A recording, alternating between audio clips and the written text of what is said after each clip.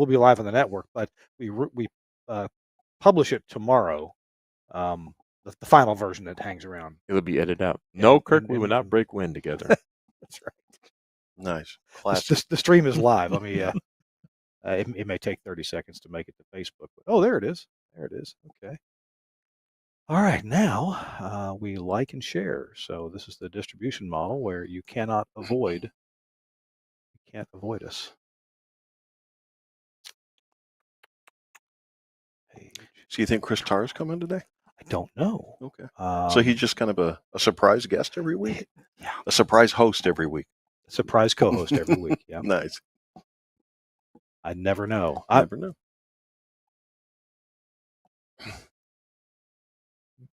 We'll get rid of that sound in just a minute. That's always annoying how that works. Come on. Okay. All right. I never know if it's published or not because of. Look at this. Hey, You're in a loop. You can't get out of it. Echo. All right. Fine. And one more. We'll share it over to the broadcasting club. All of our favorite people there. So the next question I have is, did this actually make it over to the TWiRT page?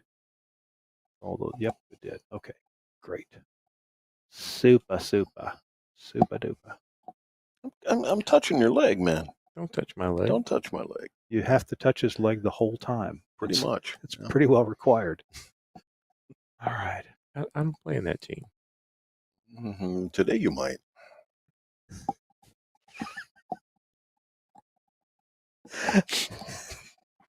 Hey everybody on the network, glad you're joining us. We're gonna start a show here in just a few minutes. It's 6 minutes before the top of the hour.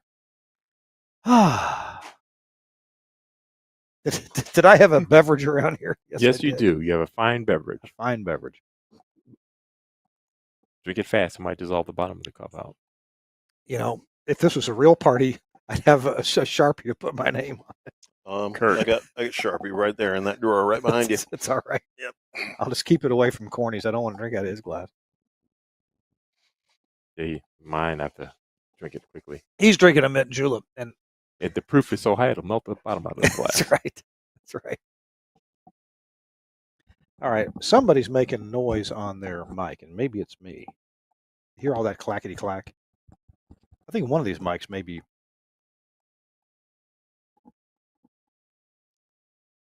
Corny. Does that mean that mean the mic is bright? It's wiggling up in here. Oh really? Yeah. No. I don't know. It's a little bit annoying. No, it's definitely corny. Is it? Huh. Could be. Not No, me. you too. Everyone. See if this set screw is tight. Yeah, it's tight. Check your knurled screw there, down lower. Let Corny check it for you. How's this knurl? Is it tight? Something like that. Catfish have a tightener? Mm. Yeah, that's what it appears to be. Okay. How do we do this? We are so early. This just never happens. I don't know what to do with myself. Don't move your head. Otherwise, it'll sound like this. Well, if we're too early to get started, can I go get my drink? Yeah. Oh, okay. Yeah. I thought we were starting. You got 3 minutes. 3 minutes. Uh-oh. There you go. Well, you wanted to tell me what you wanted to talk about. Uh-huh. Well, is it at hand? Is it hand? All right.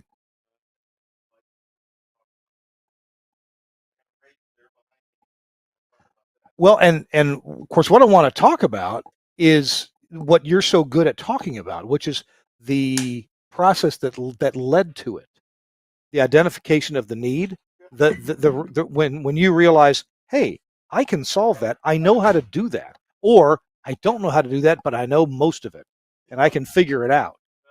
Both of those are not. You sure they are? I've known you for years.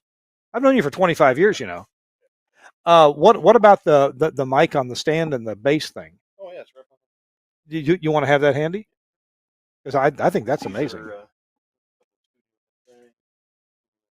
Yeah. Yeah. Oh yes, I love that.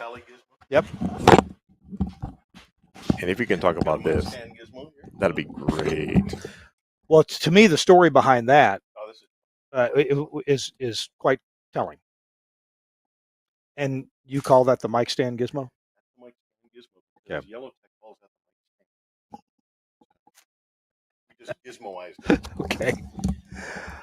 Oh. Okay, Mr. By the way, for the angry audio ad, I figure we won't cut away to anybody. We'll just do it from here. You think? I think that'd be a good idea. If we could capture that. It's almost like that expression that Samuel L. Jackson had when he had a sip of that tasty beverage to wash it all down. Sam Jackson. I can never think about him without thinking about the Simon and Garfunkel album. Really? What was that? What's this? What's this song? I don't. I think we're live. We can't talk about that. No, okay. No, but there's a Simon and Garfunkel album cover with Sam Jackson on it. Oh, okay. You see if you can look it up. You'll like it. Okay. All right. I think I've seen it, but I forgot what it says. All I think about is snakes on a plane. Yeah. Not quite that. All right. All right. Is it top of the hour? Suncast, are we ready? Close enough? Okay. Yeah, it's getting there. Oh, I guess I do have a clock. Yeah, I think my watch is fast.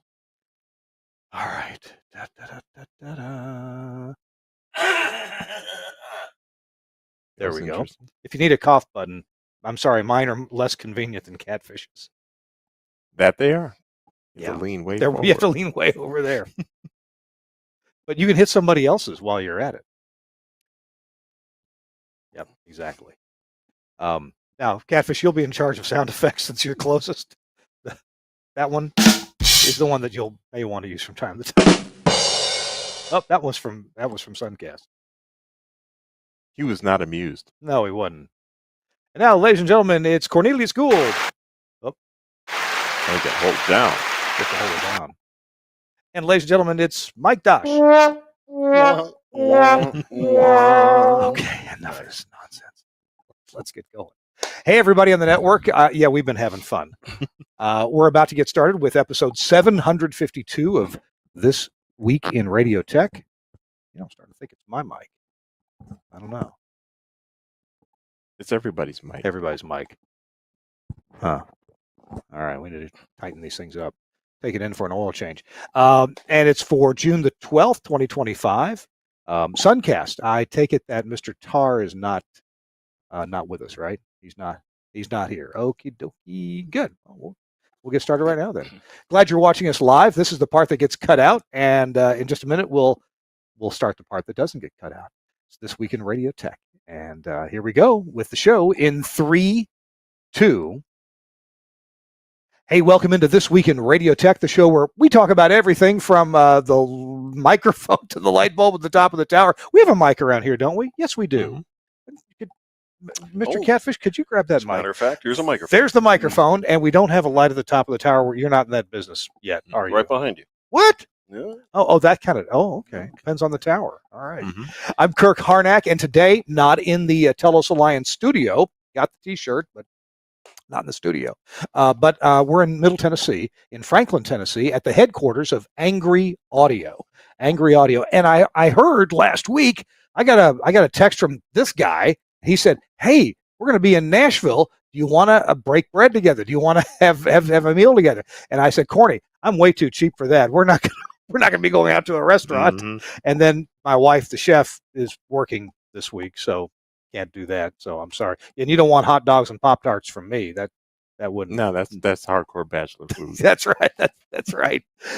So anyway, we decided to meet here at Angry Audio and talk to Catfish, talk to Corny Gould about things that are happening at Angry Audio. And really the theme of today's show is, what did I say? Niches and needs, niches and needs. So finding a need, and even though it's a niche need, we got a couple of guys here who are very, very good at fulfilling those needs in ways that are elegant and affordable and make sense for the things that we as engineers do in broadcasting. So that's what we're going to talk about today. Glad that everybody's here. Corny, you traveled down here from the Cleveland, Ohio area, didn't you? Mm-hmm. And you're here for a couple days? Mm-hmm. Yeah. Yes. Okay. And here all week we've been planning out stuff. Planning. We're making plans for niches Exactly. and needs. And if you don't already know him, this is Mike Dosh, Catfish, and he's the proprietor, the owner here at Angry Audio. And man, I've known you for 25 years. 25 years. Isn't that crazy? It is crazy. We met at NAB 25 years ago. Wow. Because it was That's 2000. crazy. You realize I've been married this year for 25 years. Wow. But yeah. Yeah, and she still puts up with me too. So there you go. Well, I enjoy your company, but not every day. Yeah, indeed. It's a different thing. And Courtney, how long have I known you? Probably similar. Close. Yeah. Yeah. So when did you appear again? Pardon? When did you appear again? Well, in 2000, I started working with Telos Alliance, and I think I visited you at CBS Radio in Cleveland, Ohio. Yes. And maybe I had an audio processor under my arm. Maybe. Maybe. I don't know. And you probably said, "No, I designed those myself." Not quite at that time. Not DSP stuff at that. Well, you were thinking about it. Yeah. Yeah. Okay. All right. So in our show today, and this is what I'm excited about. When I talked to Catfish and Corny, I said, why don't we do a show together, talking about what is such the entrepreneurial spirit and the inventor spirit of recognizing a need for something and thinking, can I do that? Well, yeah, I can do that. That's not too different from what I already do, or that's something that I'd always wanted to learn about and create a solution for. And as broadcast engineers, sometimes we create solutions in the field, and sometimes they're kind of elegant, and sometimes they're pretty darn sloppy. And if they're sloppy, they may show up, with the next engineer 20 years later saying, "Who did this?" Well, I'm proud to say that since I've known Mike Dosh, he comes up with elegant solutions that tend to work really well and last a long time and fit the need. I guess that's a good way to say it. They fit the need. It's very kind of you to say that, but really about half of my ideas don't work at all. Well, but the other half do, and so we've been able to make a nice little business out of it. So thank you very much. How many of Edison's filaments didn't work out? All of the ones that weren't tungsten. There you go. There you go. Yes. And Corny, you've kind of been in the same boat, although not a huge range of products, but you've had ideas about treatment of audio and what the treatment does to make it sound, to make our brains happy with it. Yeah. Yes. So. Right. And you call that, well, you've kind of called that what, Chameleon? Was that your name? Yeah, originally Audio Chameleon was just a single audio processing device. Well, I guess over time I had different variations of it, but it was originally a product. And when it came time to make it into something real for the world, we decided to use it as the name of anything that's processing designed by me. So it's its own product line of Audio Chameleon devices. Well, we get to talk about, I want to find out if any of your early ideas that you had are applicable in things that you design these days, audio processing algorithms these days. And I'm maybe some of them were foolhardy ideas that you said, well, that's not going to work after all. So right now you want to talk about? Well, no, we'll tell you what. Let's. Thank you for the nice segue here. We're going to do a quick commercial break and hear from our friends at air.com, and we're going to be right back in 1 minute. Hey, it's Kirk Harnack, and I'm here with Ricky Lee, the CEO of Air. Ricky, you guys make a fantastic automation system, but streaming is a really big deal. Tell me about streaming with Air. It really is. We've got a beautiful streaming platform with an incredible dashboard with fantastic analytics. And you can buy it for just $20 a month, all you can eat. No limits on bandwidth or bit rates. And you can also record shows as well. So if you like to deliver on-demand content for $20 a month, you can stream and deliver that on-demand content to an RSS feed that can feed your radio player, your mobile apps, or a podcast that people can download and enjoy. Now, $20 a month, that must be for just some slow MP3, right? No, MP3, AAC, and we also now support HLS, which is big in the industry right now. Wow, that's pretty amazing. How do I start to explore or find out more about streaming through Air? You go to air.com, AIIR.com/streaming. And from there, with a credit card, you can sign up and get started. We're back. Hey, it's This Week in Radio Tech. And I want to mention something about air.com. As I mentioned so many times, that my radio stations are users of the Playout One system, which is under the air.com umbrella. And we had a file server failure late last week. I got to tell you, the support team at air.com was on it like this. And within a few hours, they had our backup server, which we never took the time to really make it a hot backup. That within a few hours, they had it ready to go, all of our music, everything in it, and just everything done. And so I really appreciate air.com and their support team. We're users of Playout One Pro, so we're entitled to some support, and that's what we pay for every month.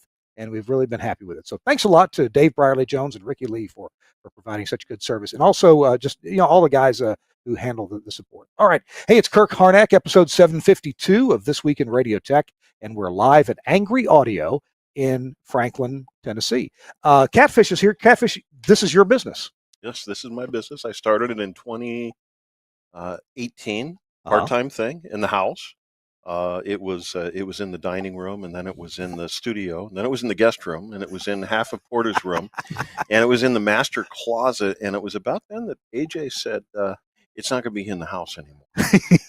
In the garage. I forgot the garage. Yeah, definitely in the garage. And so we moved into this space. We've been here for 5 years, actually. And so it's grown up a little bit bigger than a home-based business now, but we're still doing the same things we started out doing, and we've expanded a bit into some new areas. But as you say, we do kind of concentrate on solving problems so the best we can. We're not able to take a tour of this place, but you've got a design office here. You've got inventory here. You've got replacement parts here. You've got a final assembly and test area here, a shipping area in the back. Yeah. You probably have a bathroom, although I haven't visited it yet. Well, yeah, we do have that. Actually, we're in the production department right now. So talk to us about where we are. Yes, behind you is one of the assembly workstations. Okay. And then back in that corner there is, it's a little bit more of a shrine. You see how beautiful it is? Yeah. Well organized. Yeah. That's where the lovely Mrs. Catfish, don't call her that. That's her workstation. All right. So it's always nice. And over back behind me, we have audio test. We have an audio precision and electronic equipment for testing and proofing that the products work. And then right to the right of me, we have a sound test. And so everything gets fully electrically tested and also listened to before it goes out the door. And I'm not going to say I listen to everything before it goes out the door, but quite a lot of it I do. And even if you don't listen to something, it does get tested. Well, no, somebody's listening to it. I'm just saying that in many cases, it might even be me. Okay. Because we're still pretty small. Gotcha. Yeah. So I'm a little bit curious. Your career started, I know you worked at Pacific Recorders. I did. And you designed stuff for them. Before that, were you designing electronics? I was. Actually, I have been doing audio electronics since really my late teens. Mm-hmm. And but PRE was kind of my first commercial job. But they found me because I had been hot rodding recording studios around Southern California. So I would take recording consoles and modify them for people, and they would pay me. Or tape machines, and in some cases I would repair them, but in other cases I would hot rod them, and they would pay me. And so somebody from Pacific, it might have been Jack himself, had heard about this kid that was going around hot rodding studios, visited. I wasn't there at the time, but he visited the studio and talked to the studio manager, saw the work, and said we should talk to this guy. And so I came in for an interview. My first exposure to broadcast gear, mm-hmm. It still makes me laugh, is, so radio stations use consoles? Okay. So yeah, it got better from there. But they use consoles that are different from the ones you had been working on. Quite different. Although Pacific did a really nice job of bridging that gap. Mm-hmm. In other words, what a radio console was before Pacific came along was different than Pacific, which brought high-end audio, Dean Jensen level audio circuitry and, RF proof circuitry. It was actually a more advanced level, kind of more of a recording studio approach to broadcast.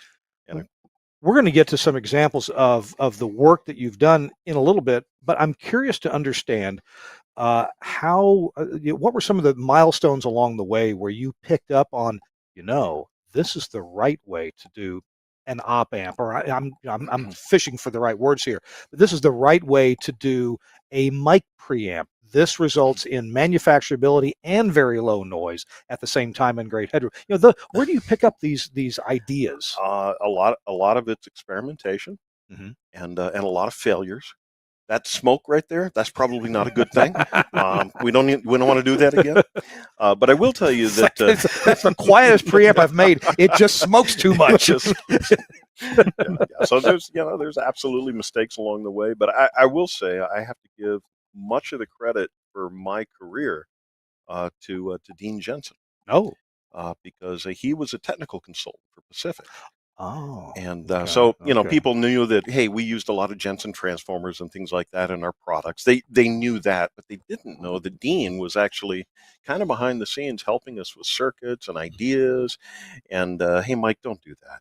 That's not going to work. Mhm. Let me explain deconvolution. This is how it really works. And so he was kind of a mentor to the entire engineering team. And man, it was like taking a sip from a fire hose working with that guy. He was brilliant. And so he really helped me a lot. He helped the company a lot. And then there were all the experiments and failures along the way. You've mentioned Dean Jensen twice, and I would imagine that a lot of our viewers have heard that name before. I'm familiar with it, although I came along in broadcast engineering at a time when everybody was going transformerless. And Dean Jensen is famous for Jensen transformers. What were some of his couple of his philosophies or some of his products that made them work so well? Before Jensen Transformers, before he started that company, he had actually been chief engineer at Quad 8, the recording studio company, recording console company, basically. And yes, you might recognize him for Jensen Transformers because that's a product that had his name on it. Yeah. But maybe you don't recognize that he made the world's most interesting, best sounding discrete op amp called the 990, the JE 990. That was his. And he designed it, and he presented it as a paper to the AES, and he put it out in the public domain. He never made a dime on it. That was just Dean. So this thing was brilliant, and he said to the industry, "Please use this," and we did. Wow. And so he was really an interesting guy. He really kind of cracked open a lot of different ways of thinking about audio that people hadn't done before. Something similar that I've noticed between both of you inventors is that a lot of times when you're looking to solve a problem, you're able to back up and ask the question, what is it we're really trying to do here? In other words, you're not necessarily going in the rut and the thinking that everybody else is. I used to have an employee, a guy that worked for me, Robert Benjamin. And Robert worked for Harris Corporation for a while. And anyway, Robert, sometimes we'd be doing an engineering project together, and I'd feel like we were getting stuck, or it was just looking like real drudgery work. And Robert would say, "Wait a minute, what is it we're really trying to accomplish here?" And well, we're trying to clean out the amplifier cavity on this RCA transmitter. He said, "Yeah. Why don't we take that tube socket out and take it down to the car wash, because that's going to clean it out really good." I said, "There must be 300 parts here. Do you know how to put them all back together?" I mean, he says, "It's not that big a deal." And so he'd take the whole cavity apart and lay the parts out nicely on the floor, hope nobody would, janitor wouldn't come along and broom them up. And we'd take the tube socket down to the car wash.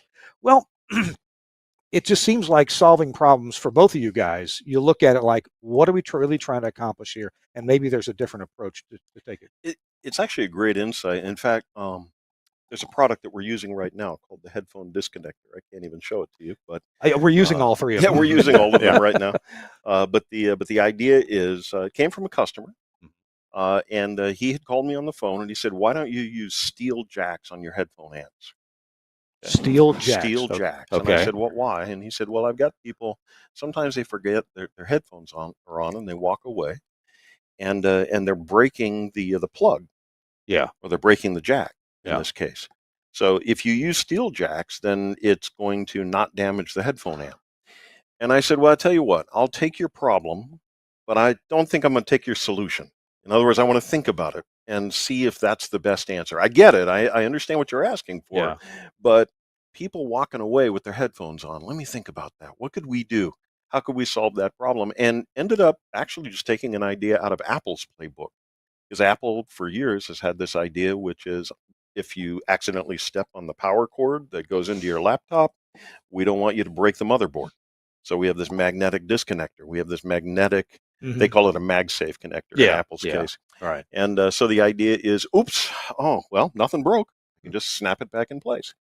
And so I thought, well, why don't we do that?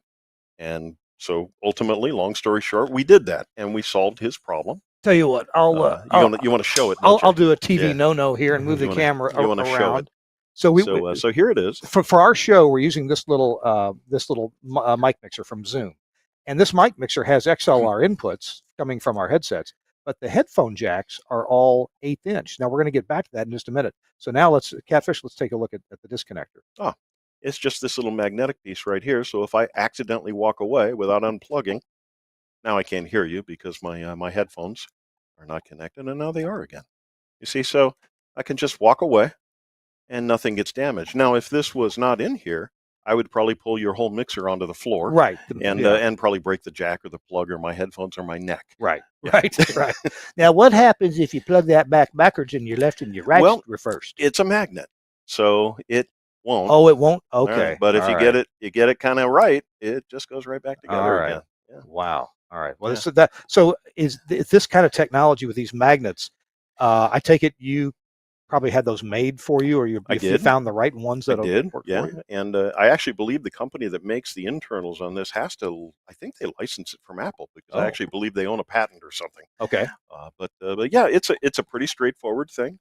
We had to make a custom mold and some of these kinds of things, but that's an example, and I think it's a pretty good example of you take the problem, but you don't necessarily take the solution the customer's asking for. Yes. Yeah. And then you say, is there another way to solve this problem?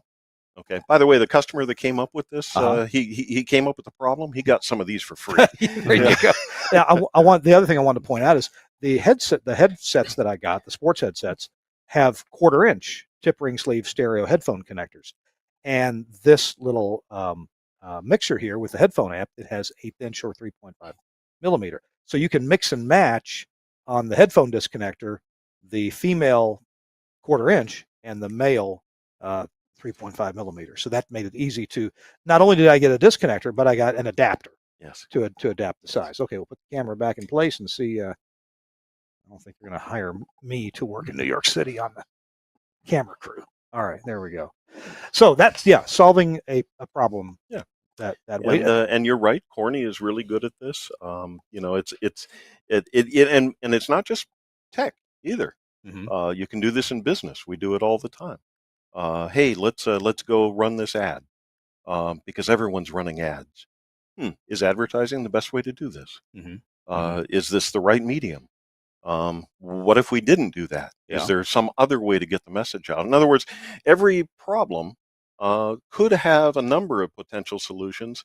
And just because there's a particular one that seems right or one that maybe you've done in the past out of habit, I find that kind of unpleasant.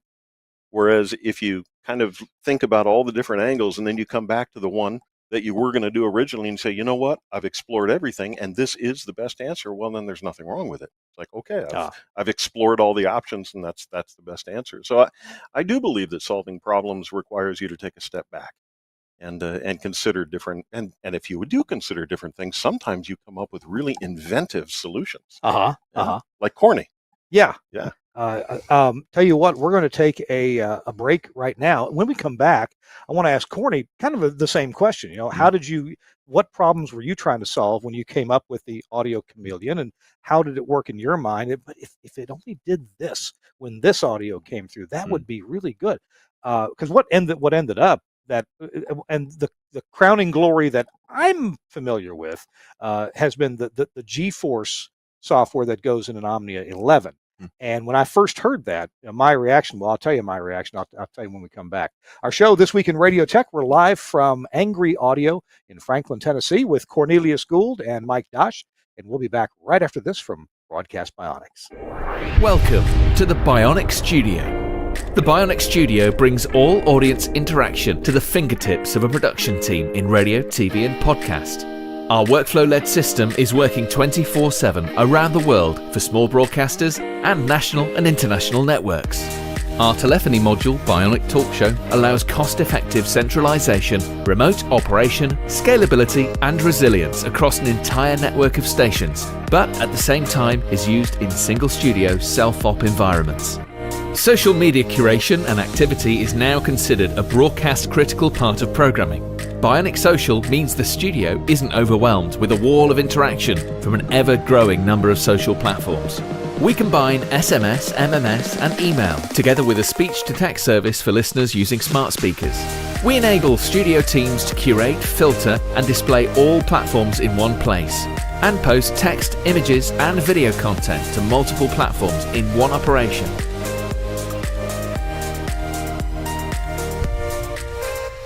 Effortless collection of video content with Bionic Director has helped position some of the world's most successful stations as leaders in viral content, generating appointments to listen and free marketing via retweets and shares.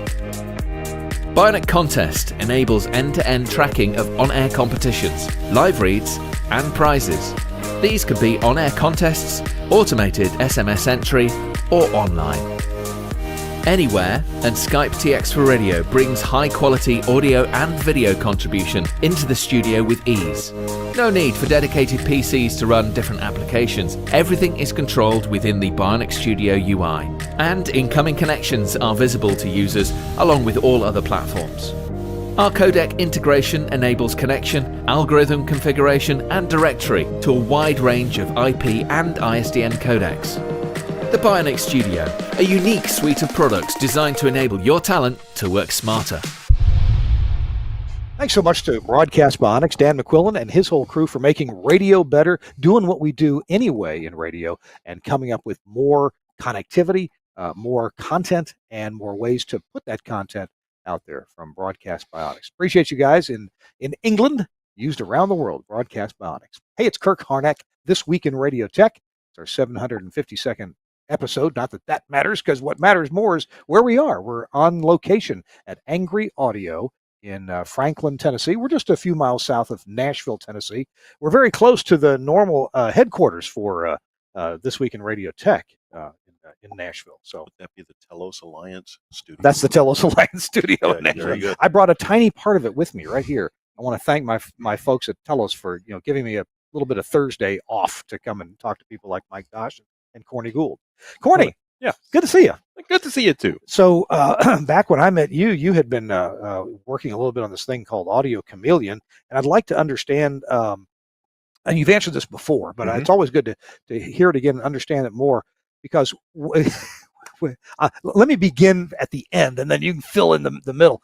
When I first heard your G-Force algorithms plugin that went into an Omni 11, my first thought was, literally this. I was listening to a familiar song. It may have been a Fleetwood Mac song, but a song that I knew every jingle, every tingle, every drum beat, everything of that song, every snarl of Christine McVie's voice, And I heard that song and I thought, this is how that song is supposed to sound. This is, and I felt like, I like this. I just like the way it sounds. Now, a lot of us engineers like processed audio, but we don't like over-processed audio. That gets on a lot of people's nerves too much. It's fun for a minute or two, and then you realize, yeah, this is too much. Okay, but when I heard songs I knew through G-Force, I thought, this is how they're supposed to. The rhythm, the feel. My brain just got kind of happy listening to it. Okay, now we'll back up to the beginning and kind of bring us through the journey to get to where I got really happy. So the it's an interesting little path.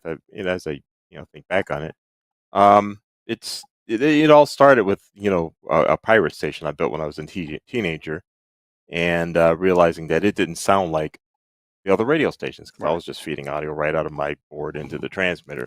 It's like, well, I sound like the record, and they all sound more exciting than the record, and I didn't know what that was. And so one of my friends' stepdads was listening to us playing around, and he kind of goes, what you guys need? You need an audio processor. And the second he said that, I was like, that's the missing piece. I know that's the missing piece. So I looked around to see, what would it cost to buy one of those things, and I think I saw an ad for an Orban box. Like, okay, how do you make one of these things? So, and I really had no idea what was going on in the box. All I had to go on was what the other radio stations sounded like. Oh, okay. So I said, okay, well, once I figure out how to make this automatic level control thing happen, I don't know how you do that, but I'll figure it out. Then I got to figure out how to make it sound like that. So once I did that, the first one was a wideband, and the very first thing I noticed was the pumping on some of the bass songs because it was wideband. And I knew that there was this multiband thing going on, but I didn't know how to do crossovers at first. So it was a matter of, okay, I've got this wideband thing and I want to sound like that. And that was kind of like really the genesis of what would become Chameleon stuff, because I came up with ways in the sidechain to mitigate the pumping to the point where it was every bit as dense as other stations, but you didn't have the pumping going on. And that was kind of the magic piece. And then later I figured out to do 3 bands of that, and later 4 bands the whole time things were scaling up. And that became the first Audio Chameleon, which is a 4-band gain writing device. And I would put limiters behind it and all that, multi-band. Now, it sounds to me you're like, what I'm reading between the lines is you didn't go study schematics of other processors to learn how to build yours. You knew what you kind of knew what you wanted out of it. Yeah, I knew the sound. I want that sound. And then you thought, how can I build a circuit that does that? You're right. Okay. So a lot of people learn by copying. Right. And that's typically how I learn. Okay, how do other people do it that it works right? And that, of course, limits my creativity in getting the problem. So I'm solving it just like that person did. Right. All right, go ahead. And so my first clue that I might be onto something is when I was talking to another engineer in town. I was saying what I was doing, and you can't do that. Like, what do you mean? That'll never work. But I'm doing that. I don't know how, because that will never work. And then at that point, I knew to shut up. Just keep it to myself. And from there, I kind of looked into, I kept messing around with it for my own fun. And then I got into radio. And then at that point, I was looking at these boxes that I was hearing on the radio all these years. And I was like, okay, let me see how they do that. And that's when I started studying other people's designs, trying to understand what it is they're doing and why. And that kind of led on to running into Steve Church in the early days of Telos, when it was just him and one other person for the most part. May have been a third one, but it was very, just out of the garage mode. And I showed him what I was up to, and he was, he asked a lot of questions and actually gave me ideas for free that I might want to play with to add to it. Okay, cool. Now later I ended up working at Telos and in customer support, and I got exposed to things, and then I left to do other things, on my own, and ended up back in CBS Radio where we eventually met. Came back into Telos into R&D because I started learning how to do DSP stuff, because I was thinking, okay, this Chameleon thing, I want to make it into something. And by the time I had some ideas together on how you would do it, it was time to figure out how much it's going to cost to make it happen. Then the world went DSP. And it's like, and you have presets and you had all this stuff. It's like, yeah, I don't see much row for analog at this point. I just kind of set it aside for the moment. And started, learning how to do things in DSP. And once I was like doing that and I had ideas and I would show them to Frank, that's what got me back into Telos and R&D. And we started working together, and what would become the Omni 11, or once we decided we were going to, even before Omni 11, we decided my ideas and his ideas and the Clippers worked well together. So at that point, I just kind of set the whole Chameleon thing on the side, and I kind of took basically the idea behind the 6 and just scaled it up into something. And that's kind of was my first DSP project, and that would be the orange face Omni 11. And I would add a little bits of Chameleon stuff in there, like some of the things I had, like the band syncing that was in the 11. It was there, but the key was one of the other reasons I did not put Chameleon in a lot of stuff was that the analog stuff worked well, and it did what it did very well, but it would not translate to DSP for me. And I can do little simple things with it, like the static band syncing and things that the user can adjust on the 11, but I couldn't implement the automatic syncing that the Chameleons could do in analog. Oh. So So there's some ideas and things I borrowed from it to put in there. And there's other things like how the timing networks work, which were all my things that I created, over the years to get the sound I want. And none of the boxes on the market had that sound. Tried to get the 11 to do that, and it came close. I mean, it was pretty close, but there's still things that I knew that I could do with my timing networks, that if I could make this happen, it would be awesome. Then, after a while, it, left Telos to pop into other things. But at that point, that's when I started revisiting Chameleon, because at this point, I've looked at so many ideas at Telos, looked at what Orband does, looked at what this competitor does, and I started to appreciate what I was doing before more, because this was a kid that knew nothing about how this worked, figured it out with sound, and I started appreciating my ideas more and more. So, in fact, that was actually about the time that Corny and I started working together. Mhm. And I had an idea to solve a problem, which was, let's make a low latency headphone processor for studios, because we had gotten to the point where there was so much latency in the transmission chain that board ops couldn't hear themselves over the air anymore. So they just hear themselves dry out of the board, and they want to hear themselves processed. So I said, Corny, we could make a headphone amp and processor combined. And he said, yeah, sign me up. Let's do this. And so I said, well, I want to use this particular set of DSP tools. And he said, I haven't used those. I'm going to have to learn them. And when he started playing with the tools, he said, and this was very clever, he said, you know what I'm going to do? I'm going to go model one of my old analog designs in DSP now. Again, in other words, I wasn't able to do this at Telos because of the tools, but this is a different set of tools. Let me try again. Not only the tools, but I was still getting my head around what things you can do with DSP in a traditional way, which, So the first DSP Chameleon came out of Angry Audio, and that was a headphone amp processor, but it was so amazing. I mean, it was way beyond my expectations, and so that led to a streaming Chameleon, and that led to a studio Chameleon, and that led to Chameleon software, and so he's just like on fire now. But it was pretty cool, because it kind of, at least where I was exposed to this was at Corny's juncture. Hey, I'm going to try again in DSP to do what I've always dreamed of, and to bring forward some of this analog, and really the original Chameleon, the first Angry Audio DSP Chameleon.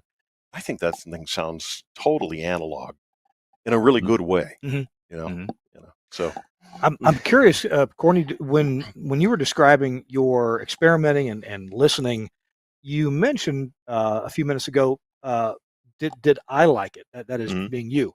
Did I like it? Did you tend to avoid, or did you tend to get other people to, hey, listen to this and tell me what you think? Oh yeah. Okay. Yeah, even when I was experimenting with it in high school, anybody who's ever went to high school, but we knew that I had cassette tapes of what I was working on. I would play, hey, listen to this, and probably drove them nuts trying to get their opinions on what they were hearing, because they had, I didn't realize that most people just don't have a clue about what audio processing does and don't know what to listen for. And I'm sure half the time, like, yeah, it sounds good, just so I can go away, but yeah, that was always doing that. Did your friends think you were pretty weird?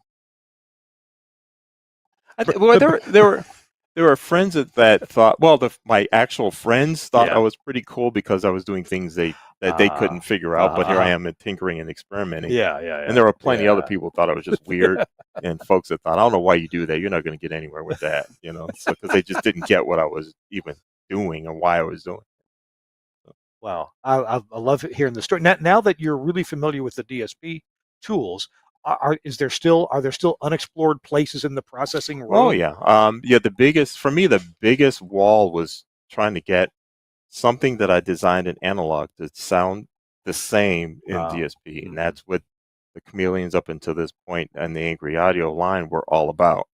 And in fact, to the point where they're the same architecture as what I had in the analog, which is 4 bands, and once I crossed that line and got it going, there were things in that little architecture that I had that I wanted to pursue the second I was able to do that stuff in DSP. So things like the software chameleons and all that, they're all pushing these newer ideas, so to speak, that were kind of sitting around in my head. And I had even bigger ideas beyond that. The second I'm able to copy this, and I know I can reliably duplicate it, and it can, I can repeat it every time. There's other things I wanted to finally get to that's been like the ultimate chameleon, if you will, the next gen chameleon, and that's kind of what I've been up to in the background lately. So maybe a question you can address. I've asked this before of different people who have designed audio processing. Maybe I've asked you before. It seems very serendipitous to me that for decades people designed audio processing using the physical analog parts at hand, capacitors and light dependent resistors and vacuum tubes even, and think about the LA2A compressor and how popular that is. I've got a friend who rebuilt one, and I think he got some stupid money like $45,000 for it. It's just nuts. Anyway, and yet why is it that do you have any feeling about why these analog things, if we manipulated them just right and chose the right parts, we got a sound that was pretty pleasing to the human ear? And to duplicate that in DSP, we kind of have to work just as hard, even though the playground is pretty easy to manipulate and quick to change. What's the philosophy here? Whereas the analog stuff, is it just that capacitors and resistors and coils just sound good? What is that? The biggest thing I found with that is the analog stuff kind of have this organic nature to it, and that each part that you put in to build a side chain, as each part does its thing, it's changing the way the other parts around it are functioning. So there's this, and when you design it, you don't necessarily think about it in that way. You just kind of, with me, it just kind of became intuitive. If I do this, I know I've got to do that over there because this is going to do this and do that. But it wasn't anything I was consciously thinking about until like the last, some of that thoughts were happening in the last analog chameleon I built, and I picked up on that before, in this project. And in DSP, everything is really literal. So this part's going to do its thing, and it's going to do it, and nothing else happens anywhere else. Yeah. And that's what I found was the missing piece. And once I was able to recreate that interaction loop, and then it starts to sound organic. Then it starts to sound analog, is what I call it.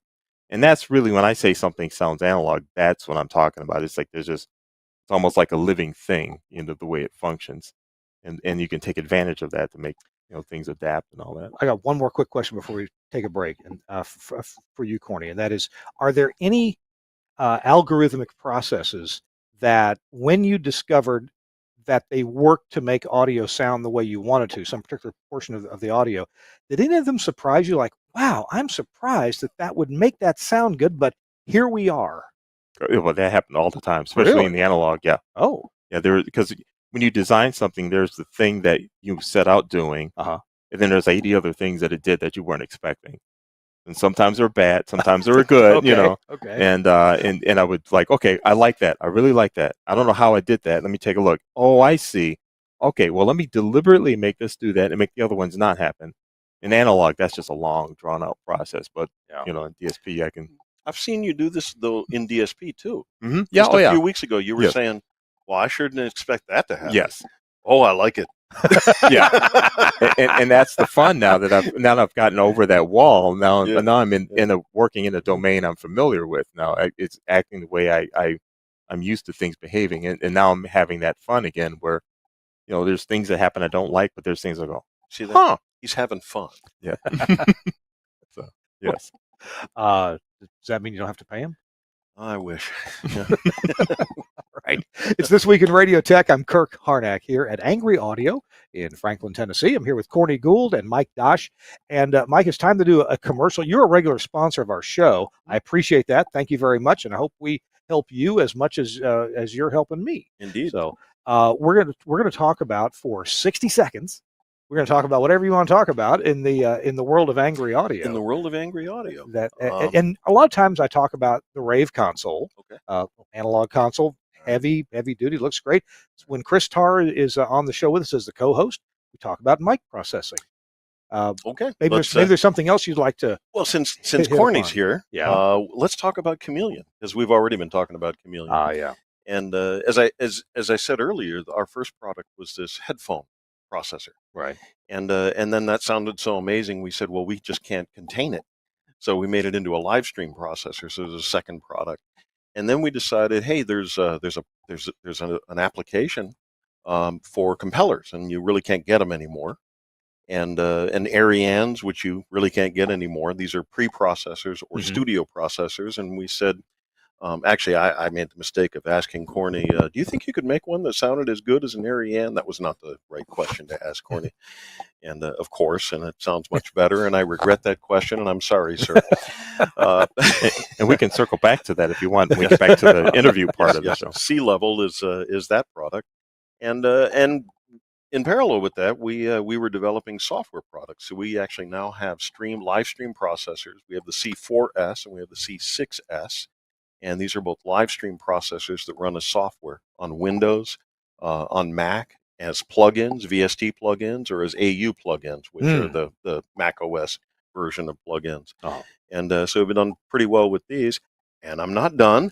We also have microphone processors now. We have Smooth and we have Rebel.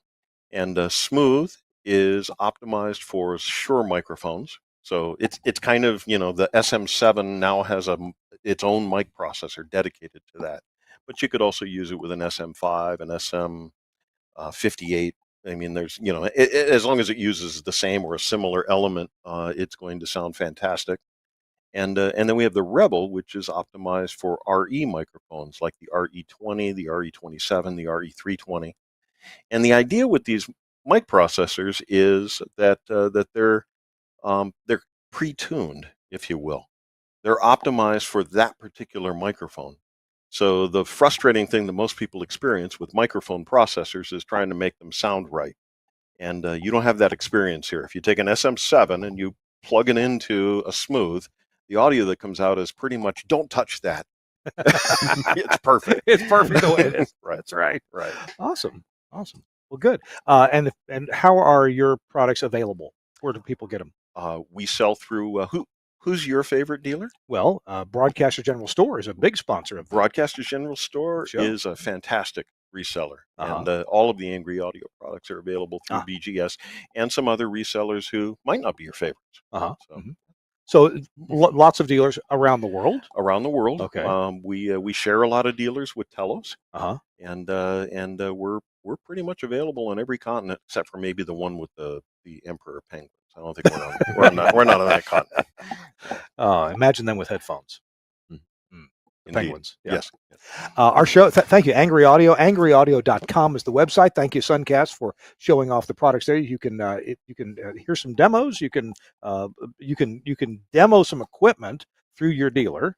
And if you don't like it, Yep. We even have if you go to our website, we even have live streams.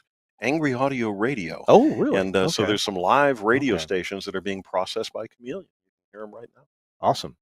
I'd love to do some songs on that radio station. We could do some karaoke. There you go. That's going to sell a lot of processors, Kirk. Catfish, you have something just there off to your right side. You're gonna grab. Our show is also brought to you by our friends at Max Connect. And Max Connect and Angry Audio got together and designed an amazing product for which this show is called Niches and Needs. There was a need for this product. A lot of people are using these FM audio processors that run in Windows, and that's great. It's running on a computer. I've got some myself. Love them. They sound great, work great. But if you want to get the audio out of the computer, the FM audio or the processed audio out of the computer, that's a little bit more challenging.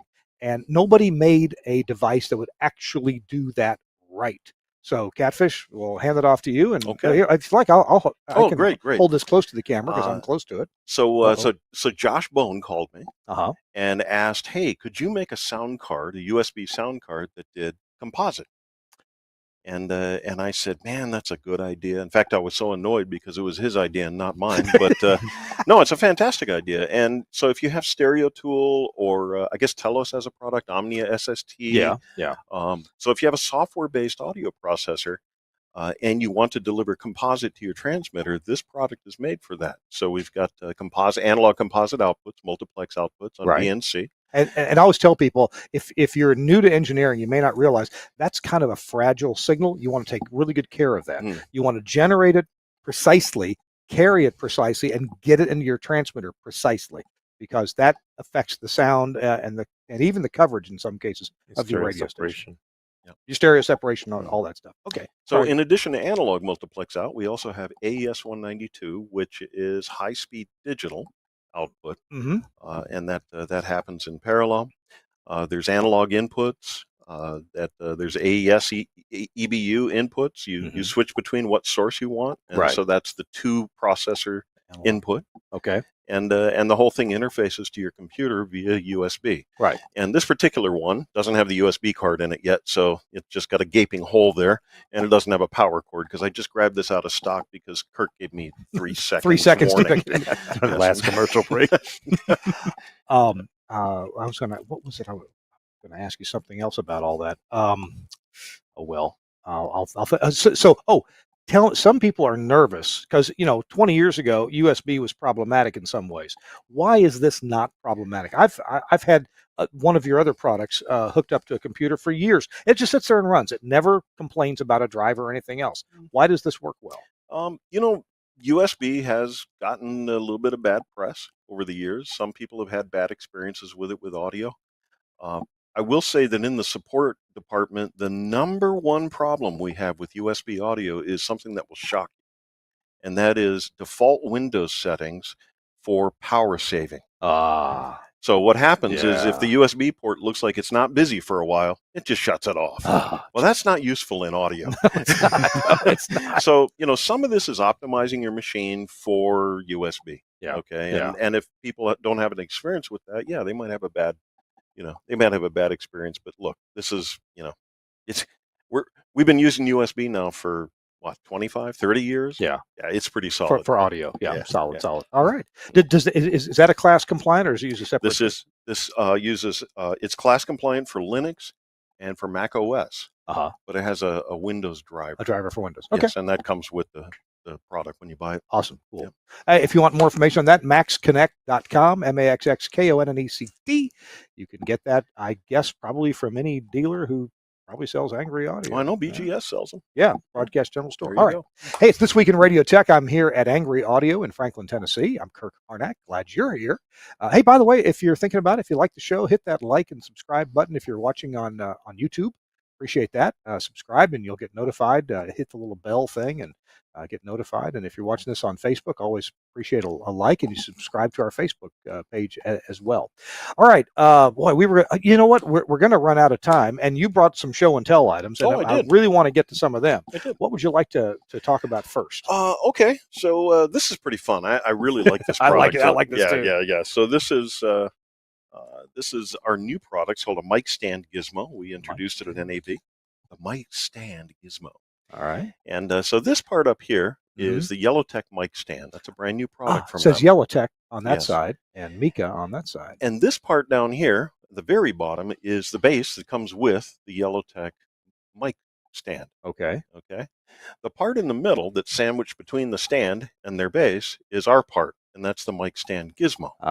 So we basically took one look at this thing, said this is adorable, and all it needs is a headphone amp and maybe an on-off control, and maybe a volume control for the headphone amp, and maybe even one of our magnetic headphone disconnectors.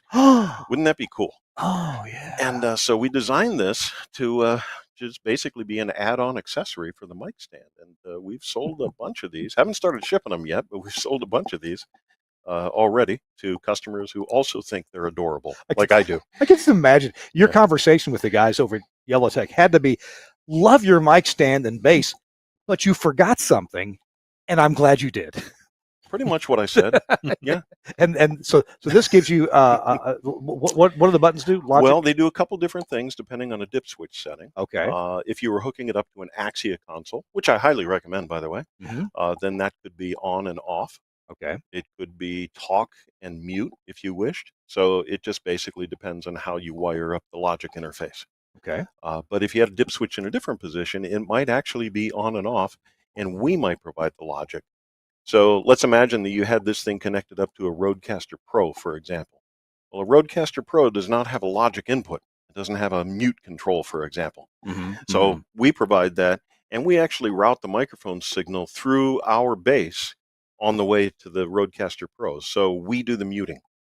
So now the guest actually has a headphone amp and a mute control for his microphone before it ever gets there. Yes, this is the. Is this the other end of it? This is Oh the my other end of gosh. it. And the thinking, by the way, is look, we could either put a whole bunch of connectors on the back, Yeah. which would make a big mess, Big or we mess. could just have two cables that come out of the back, go into a table grommet, That's so neat. and then all your connections are out of sight. Out of sight. Okay. Yeah. Oh, we're not going to go through all the connections, but yeah, all the connections you need to do everything that this box does are right there. This is niche and need. Look Yeah, at this. niche and need. Yeah. I love this. I'm Yeah. going to rename the company, Kirk. Yeah. Thank you. Oh, wow. That is so cool. So yeah, that's pretty fun. And All do I have time for another, or would you like to stop? We got time. Oh, okay. All right. Time for another. Well, here's one for you. This is very popular product. In fact, you mentioned it a little while ago. Well, yeah. In fact, I own a couple of these. You do. Yeah. And we used to talk about it almost every week on the show. And by the way, you paid full price. I did. Thank you Absolutely, very much. yeah. Yes. Yeah. Corny thanks you. The idea. No, I think I came in and bought it from Mrs. Catfish. Mrs. Catfish, then you Yeah. paid more than full price. Yeah, Yes, you did. yeah. I think she went shopping after that. Indeed, indeed. So it was a very straightforward idea, which was we need a little USB stereo in, stereo out sound card thing. Mm-hmm. And so as I started thinking about doing this, I started examining the marketplace of low cost USB audio things. Okay. And finding a pretty common problem amongst many of them, and that was whine. Yes. Yeah. And you know what that is? It's actually very interesting. Most of these low-cost USB devices, you won't see this, by the way, in high-end studio devices, okay, because Right. they do exotic things to keep this from happening. But the cheap little guys generally use the computer power. Sure. And they run everything Okay. on that computer power. And so you got this nice little ground loop between the filthy ground in your PC Okay. and your audio circuits. And so all kinds of weird stuff will happen. Like you'll touch the device and it'll go from like, well, it just changed. Well, what the heck is going on, right? I mean, okay, so there's all this ground loop garbage going on. And so there's actually a solution to it, but it turns out to be pretty hard. Uh-huh. And that is you got to isolate that ground. And so we regenerate power. We use the power coming from the computer, but we don't use it directly. We use it to regenerate using DC to DC converters. We isolate the data lines. Okay, so even the data lines are galvanically isolated so that they're not connecting through. And of course, we use true balanced inputs and outputs. So what you get is a nice quiet device that you plug in and it just works. And so we actually can't really make these fast enough. I want to make sure I understand something about the power. When you first started talking, you said the problem with other devices is they use power from the computer. Yeah. And so do you, but it ain't the same electrons. I guess not. It's like a new crop of electrons. And I'll explain it. You got 5 volts coming from USB power. Yeah. And most people just hang everything on that 5 volts, including their audio circuits, which is one of the reasons the audio does not get very loud with your typical USB interface. In other words, it might top out at plus 12 dBu. Right. And then it clips. Right. Okay. We actually take that 5 volts, use it to drive DC to DC converters. We generate a new 5 volts, which is clean on our side, and we generate a plus or minus 15 volt power supply, which is, big voltage. So now we can do plus 24 dBu out as opposed to, clipping at 5 volts. Yeah. And so it's expensive. It's expensiver than the usual cheap way, but people like it very much.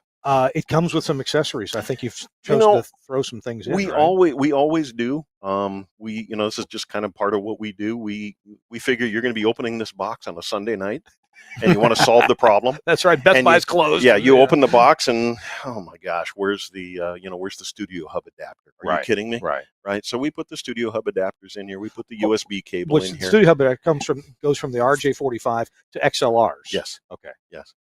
So pretty much, it's I hate to use plug and play because it's overused, but I think in your experience, it's been Plug and play? I was well the noise. I really hadn't experienced the noise until I learned about this product, and I was using some cheaper thing as an audio interface from my computer, and I kept getting all this noise. I thought, I've got one of Catfish's boxes here. This is at my office, and so I plugged it in, and whew, clean as a whistle. So then I put that in at a couple of radio stations. So anyway, Thank you very much. There you go. The other thing that's cool about that is if you have a audio over IP plant, one of the things that makes engineers nervous is having to plug somebody's staff member's computer. Maybe if it's a college station and the kids like to bring in their own laptops to play the playlist from their computer.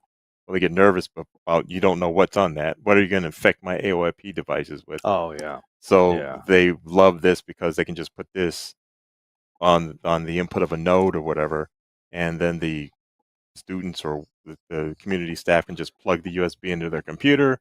Done. You're isolating both, from the computer from the audio over IP, but you still can have it coming into the console and all the same advantages. So. And that one it's class compliant even with Windows. So you just plug it in, and Windows goes. This is class compliant with everything. Yeah. Good deal. All right. You got one more thing you do, and then we're gonna. Oh, you want another one? Yeah. Okay. All right. So this one's pretty fun. You've probably seen the Mica mic arms that have the little LED on them. Yeah, the ring like that one does. Yeah, like that one does. Well, now this actually does have the drive built in. So your box. It will drive the LED ring, but maybe you have a Mica mic arm, and so you don't have the base, and you want to drive that tally. This is the mic tally gizmo, and so you mount this in a hole, like a grommet hole, basically, on your countertop.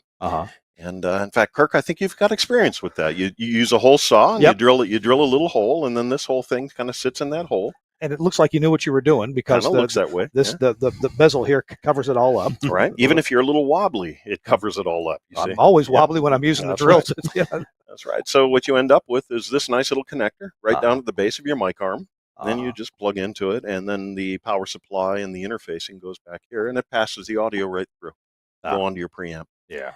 Very simple device. It's less than $200, and it solves a nice little problem. And it keeps your studio very neat. We do a lot of this kind of thing. Yeah. Good deal. All right. Hey, we've been talking with Catfish and with Corny about needs and niches, or niches and needs, about fulfilling things that need to get done, things that we can't do for ourselves very well, or if we did, they'd look pretty sloppy. One time I built the equivalent of a Henry super relay, and that was a mistake because it was a mess. Not sure it was very safe either. I don't think the building ever burned down, but UL didn't call. Who? UL? No. The fire marshal, he was we bought him some drinks, the fire marshal. Everything was okay. Hey, we're going to have a tip of the week and a final word from Corny and from Catfish in just a few minutes. Right now, I want to talk to, we've been mentioning Broadcasters General Store as a place where you can get the results of Corny's work and Catfish's work. But our show is brought to you in part by Broadcast Tools, available from BGS at bgs.cc.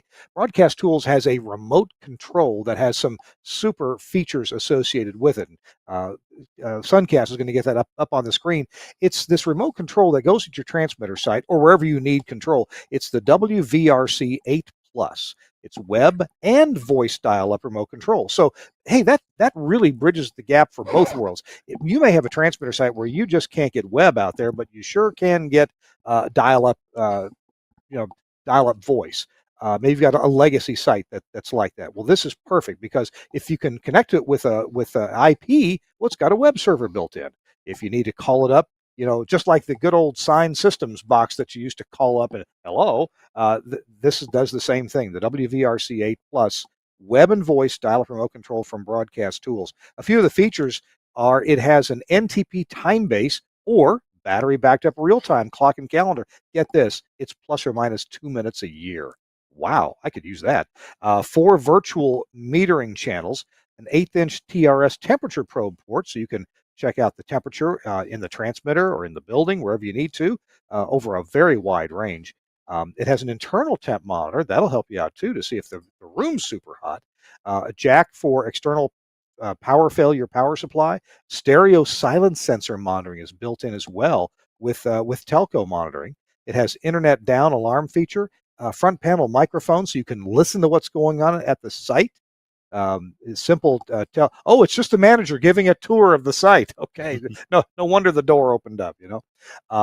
It's just so many features are available here. A couple important things because Broadcast Tools knows how to design gear for RF environments. It's fully RFI protected on the inputs, on the outputs, on the power, on the temperature. It's a one rack unit chassis, so it doesn't take up very much room in your equipment rack. It's just terrific for transmitter sites. Maybe you've got an old remote control that you need to replace. You need to consider this one. This one can really do the job for you quite nicely. From Broadcast Tools, the WVRC8 Plus, and it's available from Broadcasters General Store at bgs.cc. I love these folks. They have sharp pencils, good discounts. They can also, they're really good at telling you when a product is going to arrive because they are in constant touch with their suppliers. I know they're in constant touch with my friends at Telos. They call us all the time. Hey, how soon can you get this? Hey, what's the delay on that? How soon can my customer get one of these? We talk to them quite a bit at Broadcasters General Store. Their website's super helpful too. It's gone through changes over the years, and I was using it just the other day to get some pricing on some things that we need for a transmitter site. Check it out at bgs.cc, or call them. They love to talk on the phone at 352-622-7700. All right, I'm Kirk Harnack. We are at Angry Audio in Franklin, Tennessee, and Catfish asked me, are you going to ask us for a tip of the week? I said, yeah, that's right. Usually I ask him about a minute beforehand, but Catfish actually gave himself an hour warning. I was prepared. You were prepared. It's good for you. It's better than I am usually. So I brought this because it is so cool. All right. I don't know how useful this is going to be to everyone else, but I think it's really amazing. These are called smart tweezers. Can I hold that in front of Absolutely. the camera? Yeah. Okay, smart tweezers. Smart tweezers. And there's a few different brands, but the idea basically, if you look at the conductive end of those tweezers, you could use a component. You could actually pick up a resistor or a capacitor or a diode or whatever. And and then if you look at that tiny little OLED screen, it will tell you what the value is. Wow. And so it's a pretty useful tool, especially when we're using surface mount components and my big fat fingers have spilled them all over my desktop and I'm trying to find the 10K resistor. Ooh. This is really useful. You mean, wait. You put the tweezers on the part. You can pick the part up with the tweezers. And it tells you what exactly right. Oh my gosh. Yeah. Wow. Because it's hard to tell a capacitor from a resistor. Well, we don't have the big color code stripes anymore. No, there's no room for that. Yeah, it's about the size of a grain of pepper now. Yeah. Yes. Wow. This is from who? This one's LCR. There's different brands. Okay. And so this, I actually have a couple of different ones. One of our technicians has a set, and I have this pair. And I think they're different brands. So I'm not recommending a brand. I just think the idea is fantastic. And so very useful. Wow. What a great idea. And I wish I'd thought of it, really. Yeah. Corny? Did we warn you about the tip of the week, or were you out of the room when we talked about that? Well, I figured Catfish had the tip of the week. I didn't really have one. You can use my tip of the week. I recommend the LCR smart tweezers because you can put your part right between there. And you don't have to memorize what the numbers are on the side of resistors. Like I have a few of them, like 102 is 1K and 104 is 10K. Actually, I know that. But I have a question for you, Corny, that may result in a tip of the week. I may know what you're going to say, but I may not. Okay. So it seems that despite our efforts at radio stations of getting everyone to ingest commercials, long form programs, or songs at similar levels, it seems like everybody's eyes and brain interprets VU meters differently. And even I don't want to run everything. I mean, we may run when we import things into an automation, it may run through some kind of a normalization, maybe even an RMS normalization, which is more common these days. But still, if I look at the output level of the automation, we may have a whole 3.5 minutes where it's 6 dB lower. And then a spot that came in from outside and nobody bothered to turn it down when they ingested it, and it's too hot. What is today's audio processors? Since you know them from other companies and you know your own, what's the best thing to do about levels that come out of an automation? For 3.5 minutes, you're at a level that's different from the previous or the next. See, now you're asking with 2 minutes left on the show, a very involved topic here. But how they look on the waveform on the screen, how tall they look when you compare one to another, doesn't necessarily tell you if it's going to be loudness matched. So Right. you can run it through a loudness normalizer and see that the waveforms end up being all over the place rather than uniform the way you expect them to be. And and most people, when they think about normalizing, they think of the old-fashioned way of normalizing, which is peak normalizing. Right. Just look for the highest peak and make sure they're all the same. But right. if they've done additional audio processing and the mastering to make it sound louder than it is at the same level, Right. that's where it all falls apart.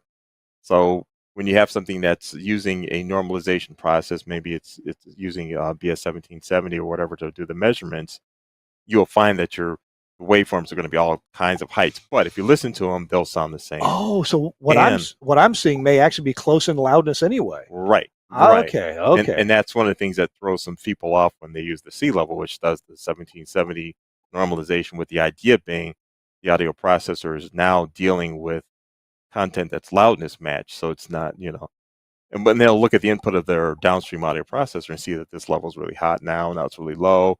And they don't, it's like, your thing isn't really leveling anything else. Like, well, it's not leveling. Your metering in your processor is showing peak sample level.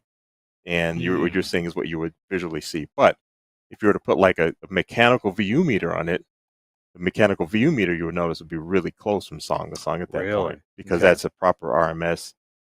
It's got its limitations. Yeah. It doesn't have, the frequency compensation for our ears, and that's the limitation of an analog VU meter.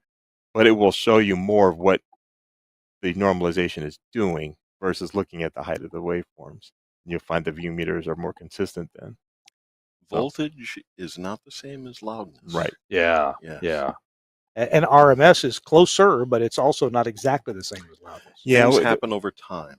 Things happen over time, and one of the things with the BS 1770 loudness system is that it's got a frequency compensation network in it that mimics how we hear. Think of the old Fletcher-Munson curve. There's a newer version of that now, and these newer meters have that built into them. So they're like a smarter VU meter, because think about it, if you when you're using the analog VU meters back in the day, if you play a song with a lot of bass in it, the meter's slamming over to the edge of the skull, even though it didn't sound any different. And that's where the limitation comes in, is with bass heavy stuff. And so that sidechain gives the VU meter that same response as our ear, and it knocks down the bass somewhat. So now it's showing you how the ear hears the loudness. Gotcha. All right. So good tip. Thank you both for your tips of the week. Thanks for taking time out to chat with us. It's not only is it good to talk to sponsors, but it's good to talk to really smart people who run businesses. Hopefully you'll get that next week. The smart people. But yeah, thank you for having us, Kirk. Thanks for reminding me about next week. You know what we're doing next week? We're doing the show live from a place I've never been before, the Armstrong Tower outside of New York City. I want to see that. Yeah. The SBE in New York is having a cookout, a barbecue there. We're doing TWiRT there at our usual time, 5 p.m. Eastern, 4 Central. And we got an interesting surprise. TWiRT is sponsoring a very important part of the meeting next week. You see, they're remodeling the whole building, the main building where the first FM broadcasts were done in the 40 megahertz band, and they're remodeling that building so that the restrooms are out of commission. So we have rented a porta-john, and TWiRT is the exclusive sponsor of the porta-john. So come by if you're there. We appreciate and we want you to know that while you're using the porta-john, that TWiRT is the number one podcast for your number two moments. Sure. Yeah, thank you. Thank you very much. All right, we got to go. Thanks so much to Suncast for being right on the ball and helping us out produce this episode. And we'll see you next week on This Week in Radio Tech. Bye-bye.